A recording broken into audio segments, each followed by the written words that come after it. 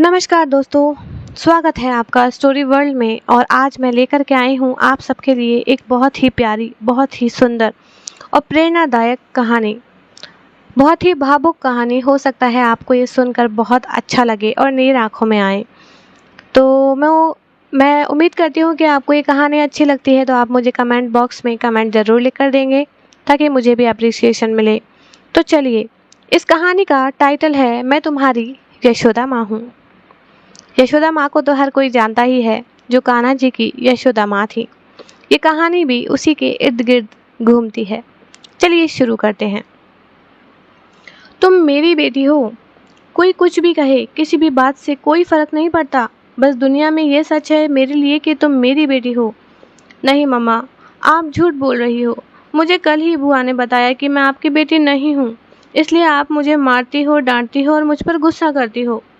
वह कहती है कि राहुल ही आपका बेटा है क्योंकि उसे आपने जन्म दिया है।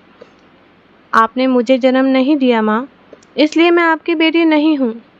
वीरा वीरा अपनी माँ नेहा को धक्का देते हुए भागकर चली गई, अपने मन के अंदर एक टीस लेते हुए कि वह उसकी जन्म दी हुई संतान नहीं है।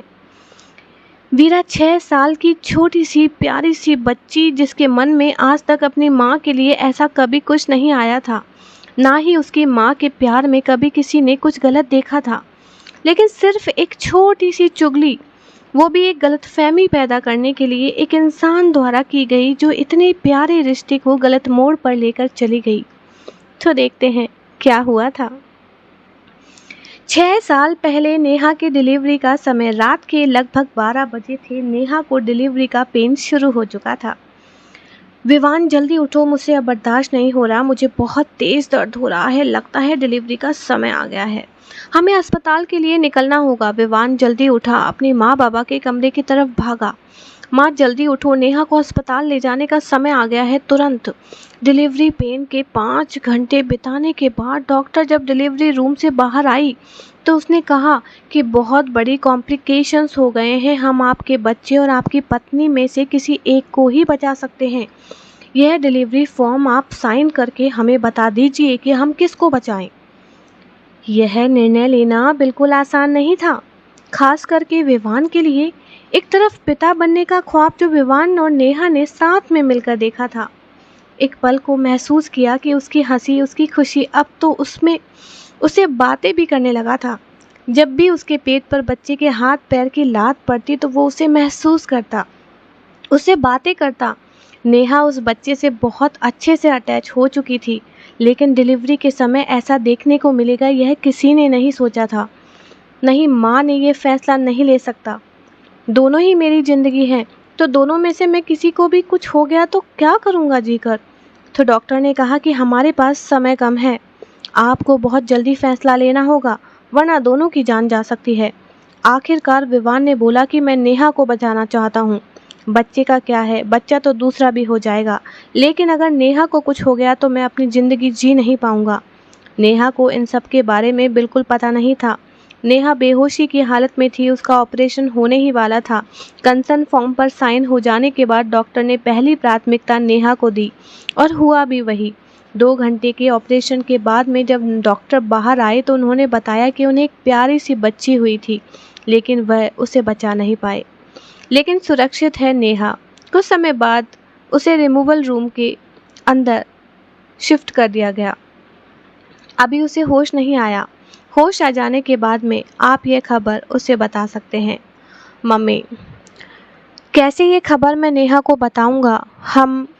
नेहा ने 9 महीने बच्चे के लिए इतना दर्द सहा है, इतना प्यार महसूस किया है, इतनी खुशियाँ उसके लिए जोड़ी हैं, उसके लिए नाम तक भी उसने रख लिया था। मैं उससे कैसे कहूँगा कि वह बच्चा उसकी ज़िंदगी का अब हिस्सा ही नहीं रहा। थोड़ी देर बाद नेहा को होश आने लगा। सब आसपास थे, पर उसे वो बच्चा कहीं दिखाई नहीं दे रहा था। तो उसने विवान को आवाज़ लगाई कि हमारा बच्चा कहाँ है, क्या हुआ है? विवान खामोश था, उसके पास में कोई जवाब नहीं था। फिर उसने अपनी सास से पूछा, तो सास के पास भी कोई जवाब नहीं था। डॉक्टर चेकअप करने के लिए आई तो उन्होंने उसे सच से अवगत कराया, जिसे वो बर्दाश्त नहीं कर सकती थी। ये सुनने के बाद नेहा अधमरी हालत के अंदर पहुंच चुकी थी। डॉक्टर ने कहा कि नेहा की जान को अभी भी खतरा है, उसका बीपी बहुत हाई हो रहा है, ऐसे में अगर ज़्यादा बीपी हो गया तो उन्हें हम बचा नहीं पाएंगे। उस वक्त डॉक्टर ने विवान को अपने कमरे के ग्रुप में बुलाया और उसे कहा, हमारे यहाँ पर अभी नेहा की डिलीवरी हो रही थी। उसी वक्त एक बच्ची को लाया गया था जो कि नवजात बच्ची है। अगर आप चाहें तो उसे इस वक्त नेहा की गोद में दे सकते हैं और एडॉप्शन को एक बहुत अच्छी चीज़ होती है। अगर आपने उस बच्ची को माता पिता बनकर के नया जीवन दिया तो यह भी एक पुण्य का ही काम होगा। विवान को यह बात बहुत अच्छी लगी, उसकी आंखों से आंसू निकलने लगे। एक बच्चे को भगवान ने उससे छीन लिया, लेकिन दूसरे को नहीं छीनने दे सकता। उसने अपने माता पिता से बात की, वो दोनों भी राजी हो गए। उन्होंने एडॉप्शन की सारी फॉर्मेलिटी शुरू कर दी और उसी बच्ची को नेहा की गोद में दिया।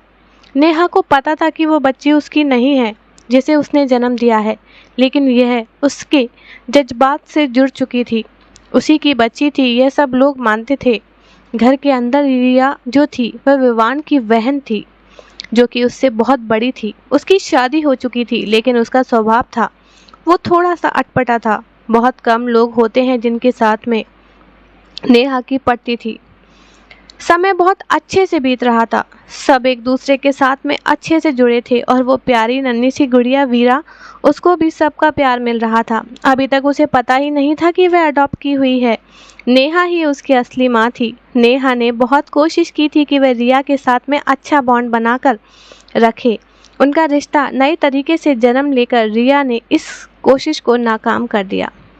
लेकिन वो ऐसा करेगी, यह सच बता देगी कि नेहा वीरा की जननी नहीं है, वीरा को अडॉप्ट किया गया है। उस नन्ही सी बच्ची के ऊपर जो ये भावनाओं को कहर टूटा, वो बर्दाश्त नहीं कर पाई। उसके मन के अंदर यह बात घर कर गई जो नेहा को बहुत असहनीय पीड़ा से दर्द दे रही थी। घर में जब ये बात सबको पता चली तो सबको बहुत दुख हुआ। सबने रिया को बहुत कुछ सुनाया, पर रिया आज भी वहीं अड़ी थी कि वीरा समझदार हो चुकी है, उसे सच पता चलना चाहिए। लेकिन नेहा कहती थी कि सच बताने की जरूरत होनी ही नहीं चाहिए। क्या पेट से निकलते हुए जो संतान होती है वही सच होती है? क्या मैं उसे ममता नहीं दे सकती? प्यार देती हूँ, क्या मेरे प्यार में कभी भी कोई कमी रही? मैंने कभी राहुल और वीरा के बीच में अंतर नहीं किया। जब मैं राहुल को डांटती हूँ तब यह बात कोई नहीं बोलता, लेकिन वीरा को जब मैंने डांटा तो रिया दीदी के मन में यह बात कैसे आ गई? क्योंकि मैंने उसे जन्म नहीं दिया, इस बात का इशू क्यों बनाया गया? अब यही होगा कि वीरा को समझाना आसान नहीं होगा। वह हमेशा कोई ना कोई बात करके इस बात को जोड़ने की कोशिश करेगी कि मैं उसकी माँ नहीं हूँ। एक छोटी सी गलती उस बच्चे को माँ से दूर कर गई, बहन को भाई से दूर कर गई। यह ठीक नहीं हुआ। सब इस बात को बहुत अच्छे से समझते थे। रिया को भी बाद में जाकर अपनी गलती का एहसास हुआ, लेकिन तब तक बहुत देर हो चुकी थी। नेहा अब जब भी वीरा को कुछ कहने की कोशिश करती तो पहले उसके मन में यह बात आती थी कि वीरा कहीं उसे गलत तो ना समझेगी। इस वजह से वह आधी अधूरी माँ बनकर रह गई थी। क्योंकि आपने मुझे जन्म नहीं दिया, कुछ ज़्यादा ही उसकी तरफ झुकने लगी थी। उसका प्यार राहुल पर कम दिखने लगा था। राहुल को ऐसा लगने लगा था कि माँ मुझसे कम प्यार करती है और वीरा दीदी से ज़्यादा प्यार करती है। दोनों बच्चों के बीच में नेहा पिस कर रह गई थी।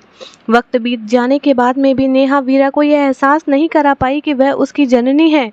यह रिया द्वारा की गई एक गलती थी, नेहा की पूरी जिंदगी पर भारी पड़ गई। तो दोस्तों, इस कहानी के अंत के साथ में मैं ये कहना चाहती हूँ कि जन्म देना ही सब कुछ नहीं होता। एक औरत द्वारा दी गई ममता प्यार भी उतनी ही कीमती होती है जितना एक जन्म देने वाली माँ का होता है। लेकिन कोई तीसरा इंसान उन दोनों के बीच में जब आ जाता है तो एक छोटी सी गलतफहमी इस प्यारे से रिश्ते को खराब कर जाती है। आई होप सो कि आपको ये कहानी बहुत पसंद आई होगी।